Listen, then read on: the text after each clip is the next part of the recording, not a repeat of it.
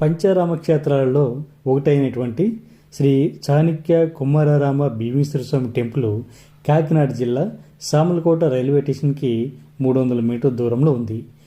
ముందుగా ఈ పంచారామ క్షేత్రాలు ఏ విధంగా ఏర్పడ్డాయి అనేటువంటి విషయానికి వెళ్తే, సుబ్రహ్మణ్య స్వామి తారకాసురుని వధించిన తర్వాత తారకాసురుడి యొక్క నోట్లోంచి శివలింగం 5 ముక్కలై 5 ప్రదేశాలలో పడింది.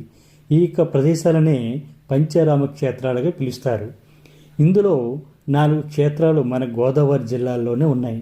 ఒకటి గుంటూరు జిల్లా అమరావతిలో ఉంది. ఈ కుమార భీమేశ్వర స్వామి టెంపుల్ని కుమారరామంగా పిలుస్తారు. దీన్ని చాణక్య రాజు అనేటువంటి భీముడు నిర్మించాడు.